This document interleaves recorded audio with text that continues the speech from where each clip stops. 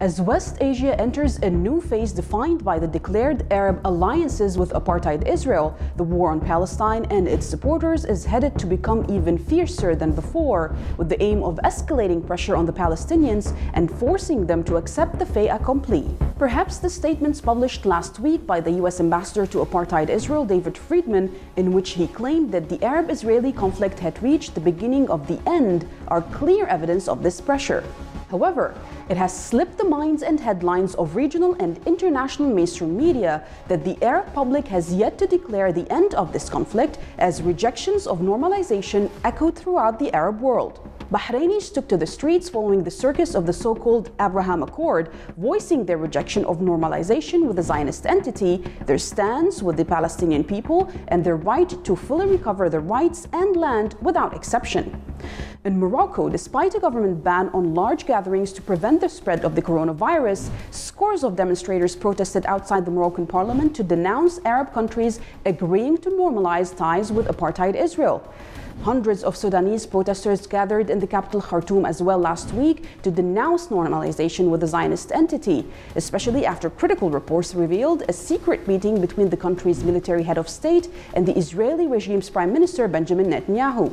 These are just 3 examples of thousands of condemnation statements and hundreds of protests across the Arab world and scores of national petitions condemning a US brokered deal to push unsolicited normalizing relations between Arab states and apartheid Israel. Let it be clear for Trump, Kushner, Netanyahu, and the Arab traitors they signed an empty piece of paper with. It is never over until we, the people of the Arab world, say it is. And we choose Palestine over all of you any day. Welcome to the Mideastream. I'm Marwa Osman.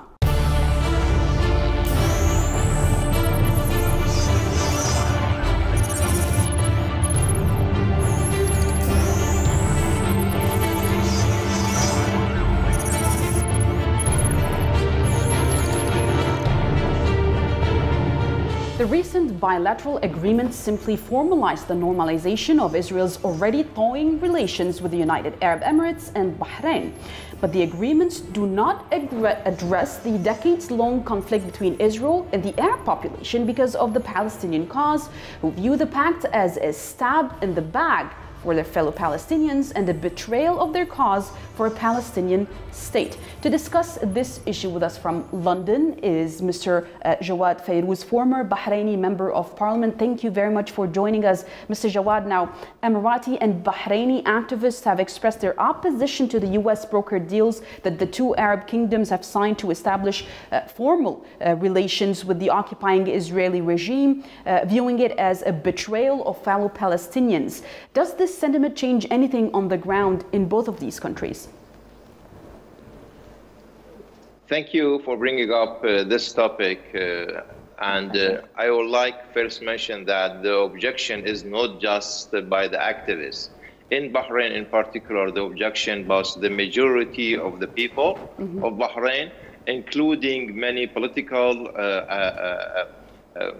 leaders, political activists, and at the same time, many NGOs. We could see many political societies, they signed a joint statement rejecting this treaty or agreement. And same thing, many Bahraini NGOs, they done this so. We know that through the history, Bahraini people in general, they were defending the Palestinian rights to get their rights. And unfortunately, the government is definitely in no way is considered to be taking this agreement in referendum, or even to be sure that it is within the constitution of Bahrain, which we think that it is unconstitutional in all its details. Well, we are used to resentment to normalization and rejection to Bahraini regime policies in the past by Bahraini citizens, but this is the first time coming from Emirati citizens as maybe activists dismissing their own regime's policies. Do you think this new deal might actually change the way both regimes deal with members of the opposition in both countries? We know that Bahraini people, through their history, they're a little bit more in advance with the rest of the GCC citizens in general, in a way that to be active in the political, social, and some other activities. But now, yes, Emiratis, they step up their activities, and because it is very critical for them, and it is part of their objection in general, and they can see that how much going to have its negative impact on all the life, not current generation, but the coming generation, and it will lead to a little bit more the sovereignty. It will be in the hand of the foreign countries, mainly United States, and now Israel. So definitely, I think that day by day we can see further momentum within the UAE activists, and I can see that they are mobilizing themselves and they want to speak up to show that how they are rejecting this treaty. You think that the government will allow them to do that?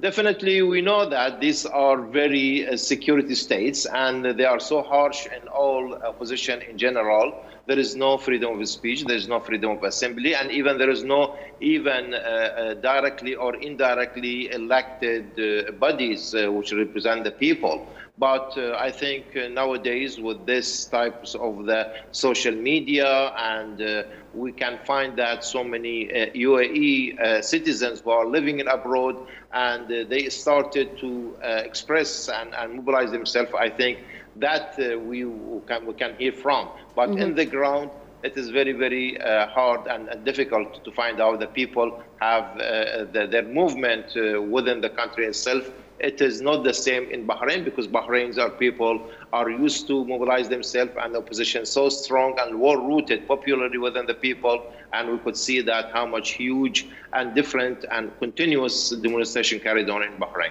It's rather iconic that the regimes are actually brokering deals with enemies, but never being at peace with their own people. But Bahraini activists reiterated, and citizens as well, as you mentioned, reiterated their commitment to the constance of the Bahraini people regarding the just Palestinian cause and the provisions of their constitution, which you also mentioned, that criminalize normalization with the Zionist entity. But obviously the agreement includes amending laws to make normalization legal. How will the Bahraini population, for that matter, to react to such changing in their own constitution? First of all, I want to focus on this act is unconstitutional. If we go through the Bahraini constitution, either through the Article 1, Part D, or Article 37, it is so clear that any treaty related to the peace or whatever is going to have a strategical decision like this one, it should go through the law, and that law should be passed through a legitimate body which is elected from the people, and that's yet didn't happen. Similar way, we could see that unfortunately Bahraini government done so many similar way without even to pass it through the quote-unquote elected body, which is a representative council. When they engaged in the war on Yemen, when they allowed to the British have the marine base in Bahrain, they didn't pass it through any type of the elected body or legislation body and so on. So unfortunately, looks like it will be one side.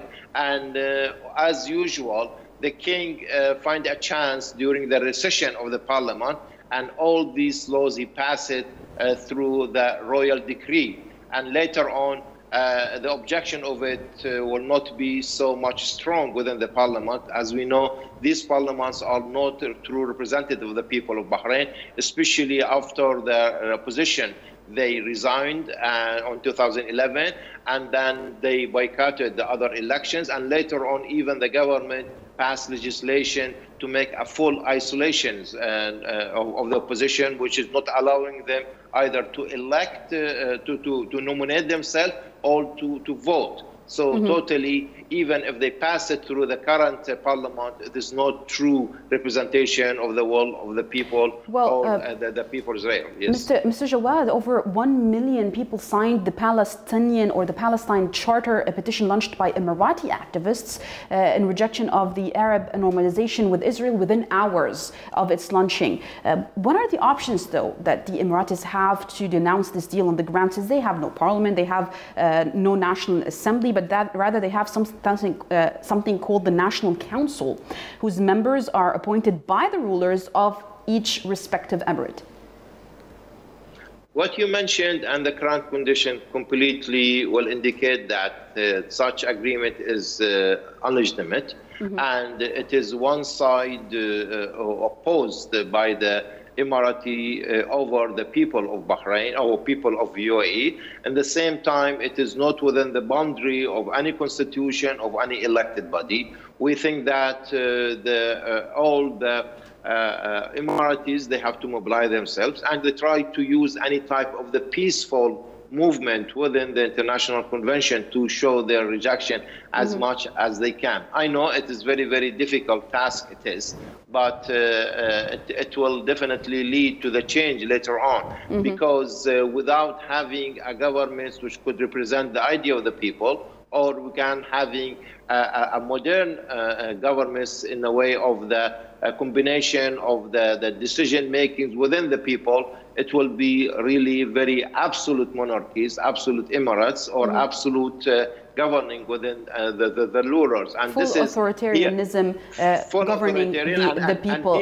And here the main threat is going to be, so the threat going to come through this wrong structure of the state. Definitely, and it remains to be seen how the Emiratis will react to all these changes along with their Bahraini brothers as well. And thank you very much from London, Mr. Jawad Fayrouz, former Bahraini Member of Parliament, for joining us to talk about this matter. And please stay tuned next for our upcoming segment about how this deal will affect West Asia.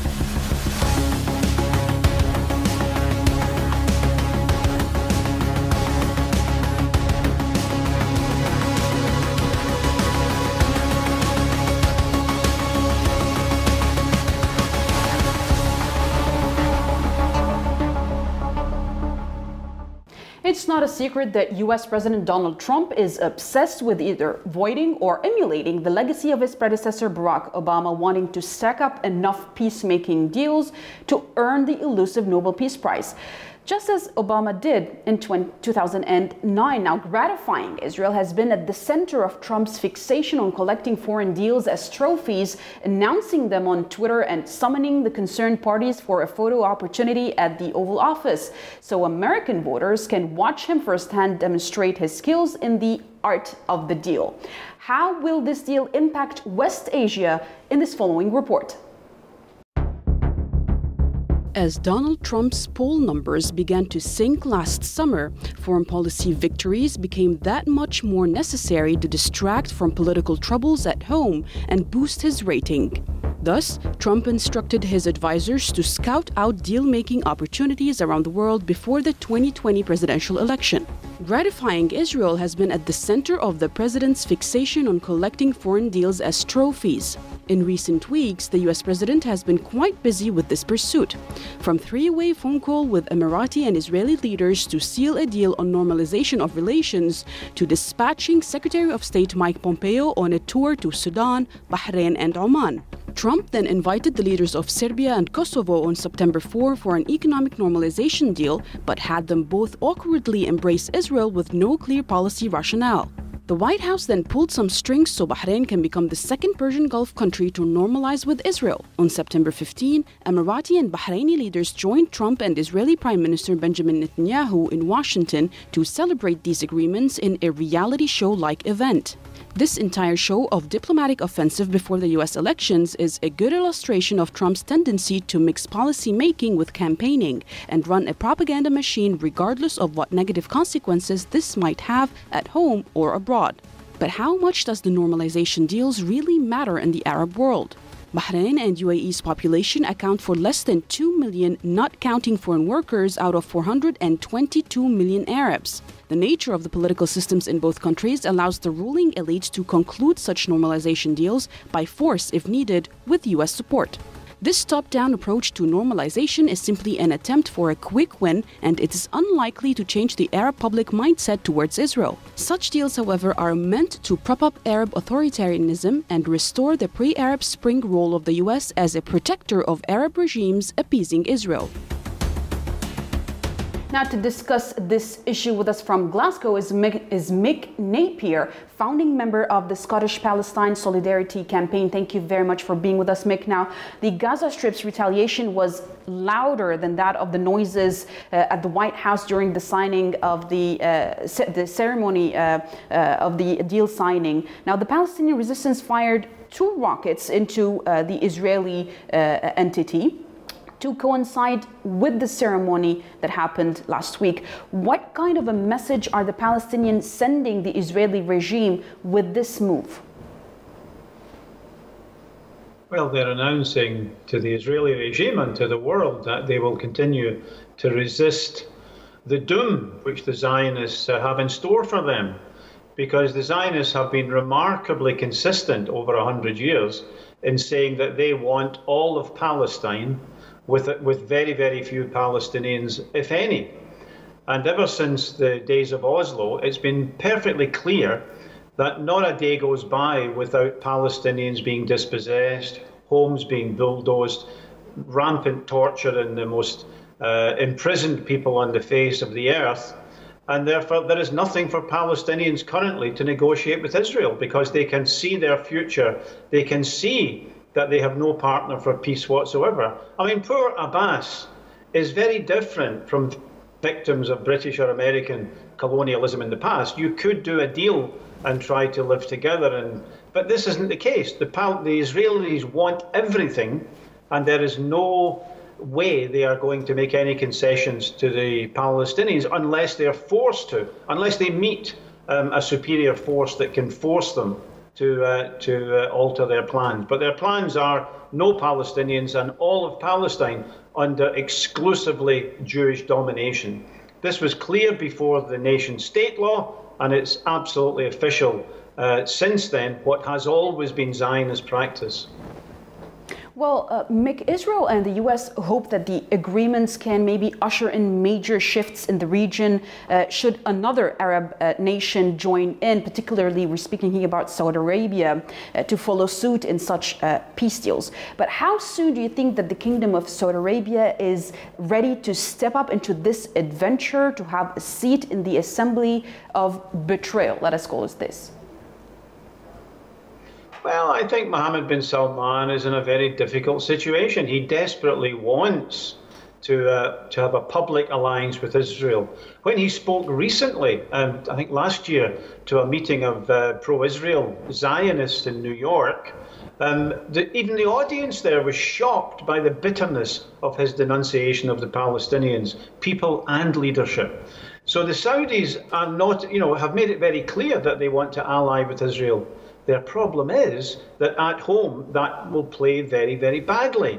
On the one hand, the social contract between the mass of Saudis and the regime is under tremendous pressure. The contract was that they allow the kleptocracy, the ruling family, to loot and pillage the wealth of the oil there, and ordinary people would keep quiet. So that's already under pressure. And now the alliance with Israel is very tricky, because the people there have been brought up to hate Israel. Not always for the best of reasons, but they've been brought up on a diet of hostility to Israel. They know enough now through social media that the Israeli regime, the military, kills Palestinians because they are Arabs, because they're Muslims and sometimes Christians.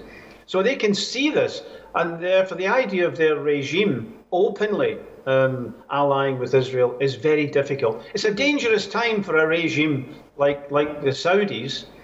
This is a dangerous time for them, and whether they can execute the maneuver and openly have an Israeli embassy in Riyadh, a Saudi embassy in Jerusalem, is really, it's not clear. And this comes at a time when the Saudis have failed to have their way in Yemen. They have been defeated in Yemen by Yemeni resistance. Despite being one of the most advanced military powers on earth, they've been unable to, they're coming to this from a situation of defeat.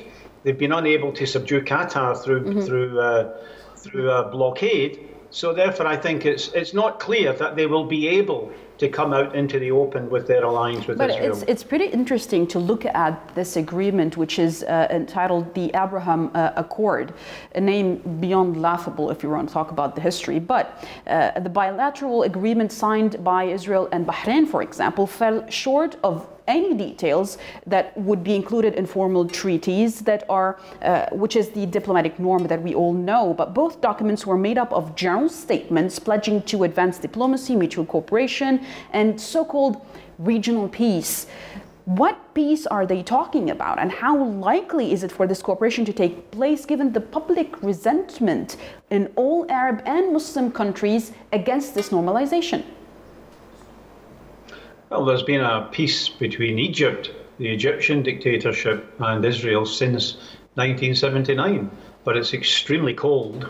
The great mass of the Egyptians are learn from time to time how Israel massacred Egyptian prisoners of war during 1973 and 67 and even before then. So the crimes of the State of Israel are very well known to Egyptians, and the peace between the regimes, so that Cairo joins in the boycott, the siege of Gaza, doesn't change public opinion towards Israel. And it'll be the same with Bahrain, it'll be the same with Saudi Arabia. Ordinary people there have access to TVs, they can see what's going on.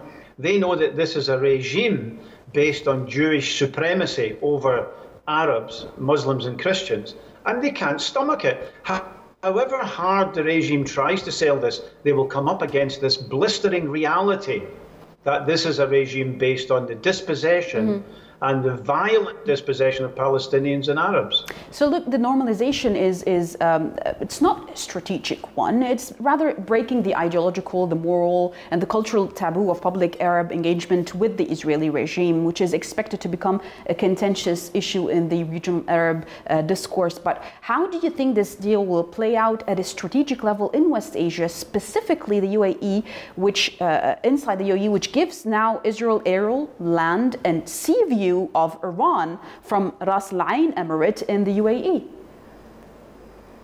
Well, Iran is now being listed as the main enemy in the Middle East, and the tactics of the Americans towards the Russians or towards the Chinese is to encircle the people they designate as insufficiently loyal with military bases. Access to the UAE, as you say, very close to the Islamic Republic of Iran, will enable this encirclement to be even tighter. The US of late has been throwing its weight around much more harshly even than under Obama. Obama was clever. He did a lot of killing, he did a lot of drone assaults, but he spoke softly at the same time and managed to fool a lot of people. Trump is speaking very harshly indeed. He's talking about bullying anyone who refuses to boycott Iran, and that's becoming a very, very large chunk of the world already. And part of that is military encirclement as a preparation, either for military intimidation or for war at some time in the future. The record of the US empire is very clear for all who want to see it. This encirclement, which has been subcontracted on this occasion to Israel, is a very dangerous escalation. But if there's any, did I call it good news, I think that this is being handed to Israel because America is pulling down its attention in the Middle East. It's getting ready to confront China in the Pacific, and therefore, as it acts to pull out of that region to a degree, it's subcontracting the work of encirclement to Israel. And Israel just can't do it. It doesn't have the strength. Well, Mick Napier, founding member of the Scottish Palestine Solidarity Campaign, thank you very much for joining us from Glasgow. Thank you for your contribution, and please stay tuned for more next week from the Mideastream.